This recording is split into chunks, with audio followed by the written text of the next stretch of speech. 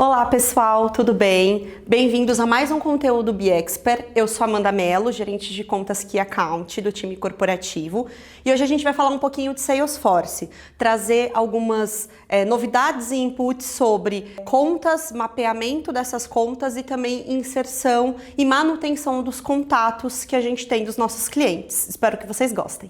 Pessoal, dando continuidade então, falando um pouquinho das contas, mapeamento. Então aqui eu tô na tela principal do Salesforce. A gente consegue selecionar a conta tanto aqui pela abinha de contas. Então ele vai aparecer aqui, eu consigo fazer o filtro, né? No caso tem o meu próprio filtro, né, da carteira, das minhas contas. Eu consigo ver as recentes, né, que são as contas que eu mexi há pouco tempo. E eu também consigo ver todas as contas que existem dentro do sistema, tá? No caso aqui, eu vou olhar só as minhas principais, né, a minha carteira, e eu vou selecionar uma para mostrar para vocês como que a gente faz esse mapeamento de forma correta para que a gente fique com a nossa carteira certinha, tá? Eu vou selecionar aqui uma conta aleatória. Aqui na nossa conta, a gente sempre vai ter o ID, o grupo dessa empresa, então no caso o Açaí, ele faz parte de um grupo, quem é o responsável pelo atendimento, caso tenha algum cotitular a gente vê aqui, e cotitular do hotel também. Em detalhes, a gente tem todas as informações importantes desse cliente, e aqui é onde a gente faz esse mapeamento. Eu consigo fazer esse mapeamento clicando na edição, nesse lapisinho aqui, que ele vai abrir essa tela. Ele vai abrir essa tela aqui para a gente editar, ou eu consigo vir aqui em cima em editar. E aí ele abre essa tela grande aqui também para a gente poder editar. São sempre as mesmas informações, tá? Então vai muito da preferência do que você acha mais fácil para poder editar, tá bom? O que é muito importante, todas as informações estarem corretamente preenchidas, para a gente poder ter o máximo de informação possível para facilitar o nosso atendimento, o nosso trabalho. Então aqui a gente sempre vai ter o nome da conta, a razão social, o grupo da empresa, então no caso aqui ele tem o grupo Açaí. Caso ele não tenha um grupo, você consegue colocar aqui, por exemplo, não se aplica. Quando a gente coloca não se aplica, quer dizer que essa empresa ela não tem um grupo criado. Nesse caso, como o Açaí tem, a gente vai deixar aqui para ele o CNPJ, que já é o que tem cadastrado na nossa base dentro do VHF, qual que é o segmento desse cliente, então tem várias opções de segmento aqui, ó, para a gente poder selecionar, tá? Aqui a gente coloca se a conta é do grupo principal, então, por exemplo, tem clientes que possuem vários CNPJs. A gente precisa deixar um desses CNPJs, que é o principal, com esse tique aqui ativado para a gente entender que essa é a conta principal. As demais contas com CNPJ, a gente não precisa, então é só tirar aqui e aí ela não vai aparecer como principal para você, tá? E por que a gente coloca isso? Porque tudo que a gente vai inserir no sistema, a gente sempre vai inserir na conta principal. Acionamento, relatório, agenda, tarefa, é sempre na conta principal. Aqui, inscrição estadual e municipal, se tiver. O tipo de cadastro, então, se é um cadastro que fatura ou só emite. Esses eventos concluídos a gente não preenche, é um preenchimento automático do sistema. Isso significa quantas interações a gente teve com esse cliente. Então, de janeiro até agora, a gente teve 29 interações com esse cliente.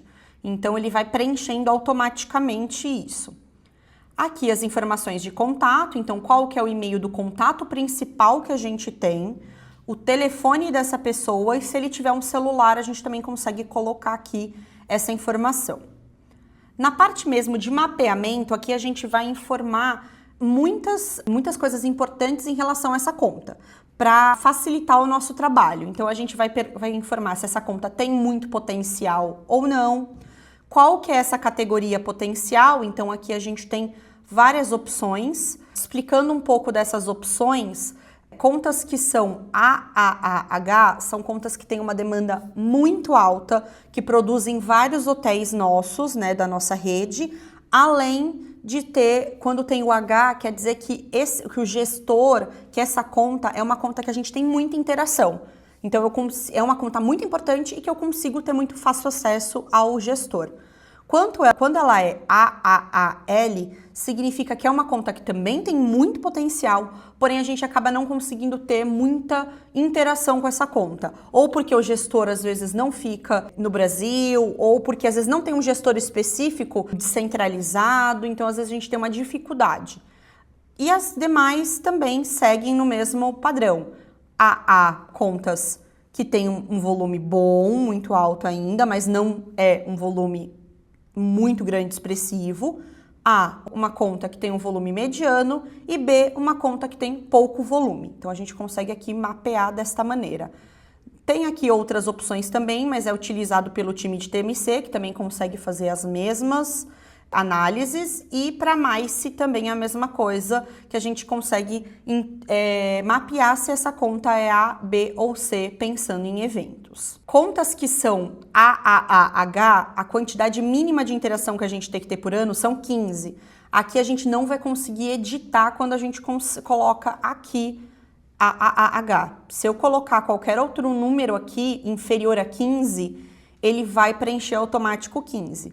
Por isso que a gente tem a opção L e as demais opções, que a gente consegue preencher a quantidade de interações que a gente consegue ter.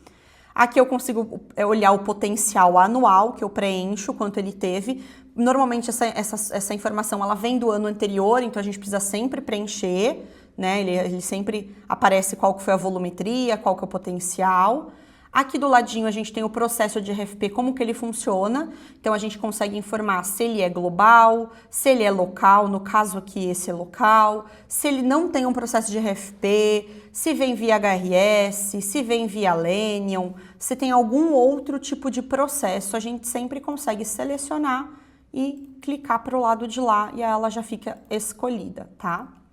Aqui o início do processo, normalmente a gente coloca a data que o gestor costuma iniciar essa RFP, então esse gestor costuma iniciar ali em outubro, então normalmente é esse período que a gente vai, né, entra em contato com ele já para ver, né, se ele já tem as informações para negociação. Aqui a gente coloca a informação se ele consegue incluir hotéis fora da RFP, então depois que o processo de RFP encerrou, esse cliente ele aceita a gente negociar algum hotel? Se sim, a gente tica aqui, se por um acaso não, a gente só tira a seleção, tá? Aqui a gente informa quem que costuma viajar dessa empresa. Então, pode ser alta gestão, pode ser expatriado, às vezes é algum mensalista, é palestrante, tem alguma informação aqui, né, de outras pessoas que viajam, então trainees, presidência, e aí a gente consegue da mesma maneira que anteriormente, selecionar e arrastar para o lado. A gestão, a gente coloca a informação se possui, se ela é local aqui no Brasil, se ela é global ou se não tem. Tem empresa que às vezes não tem uma gestão, mas tem um time às vezes meio descentralizado e a gente consegue selecionar aqui a informação. O motivo da viagem a gente seleciona, então é de esportes, é expatriado, é convenção, projeto, grupo, treinamento, enfim. A gente também consegue selecionar. O fator de decisão, então, o que faz o cliente escolher os nossos hotéis. Então, aqui a gente consegue selecionar. Então, por exemplo, só hotel que ele aprovou. Ou não, se tiver uma localização boa, um preço legal, tá dentro do teto, ele consegue escolher. Aqui a condição tarifária que ele trabalha, se é net comissionada ou se ele trabalha com as duas modalidades. A categoria do hotel utilizado, então qual é o perfil que esse cliente utiliza. Nesse caso, o cliente utiliza aqui hotéis econômico e mid-scale, mas a gente consegue selecionar quanto a gente quiser. Se ele utiliza tudo, a gente consegue selecionar e mover para direita, tá? A conta, a gente informa se ela é uma conta global ou não, então é uma conta que vem através da Choice, Hilton, Radisson, Wyndham, ou não. Nesse caso, não. Então, a gente coloca aqui como escolhido não. Como reserva, então, qual que é o canal que esse cliente utiliza? Então, esse cliente, ele trabalha com B2B e também faz reservas diretamente. Se ele tem alguma restrição, então, por exemplo, se eu não consigo entregar brinde, se eu não consigo convidar para algum evento da Atlântica, se alguma visita eu não posso fazer, às vezes direto com secretária ou assistente. Nesse caso é um cliente que não tem restrição, mas se ele tem alguma restrição, a gente tem aqui algumas opções para a gente poder selecionar. O fluxo da reserva, então se ele faz online, offline ou ambos. Aqui embaixo a gente vai falar um pouquinho de long stay, então é muito importante para o time Rumo principalmente. Então eu consigo informar se tem e quem que fica long stay, tá? E aqui embaixo, mapeamento muito pensando na demanda dos residenciais. Então, ele tem potencial? Ele tem potencial para o modelo R? Ele tem potencial para o modelo NR? Se ele tiver, a gente seleciona tudo aqui. Se ele não tiver, a gente coloca aqui o motivo, por quê? Então, não tem café, não fatura, não tem CNPJ, enfim, a gente consegue colocar aqui o porquê esse cliente não utiliza o R e também, se ele não utilizar o NR, o porquê, né? Esse campo ele é aberto, porque para não utilizar NR, normalmente é algum detalhe muito mais pontual, tá? Se ele usa algum canal, né, ele compra através de algum canal, a gente também consegue selecionar e informar qual é o canal, tá? Se não, a gente deixa em branco. Aqui essa parte, ela vai mapear todos os eventos e os grupos que esse cliente possa ter. Caso ele não tenha potencial, você vai selecionar não e você não precisa preencher nada desta abinha, porque ele já entende que não tem potencial. Caso você selecione sim, você também precisa preencher todas as informações bem detalhadas. Então, qual que é o tipo de evento, se o evento ele é pontual ou se ele faz grandes eventos, se ele tem um calendário, ele realiza RFP desse evento ou não? Por onde que vem os eventos e os grupos? É por agência, é direto, é por alguma organizadora? As salas, né? Eles usam algum sistema online para fazer essa compra desses eventos, desses grupos? Eles têm um departamento exclusivo de eventos e grupos ou não? Cada departamento solicita o seu próprio evento?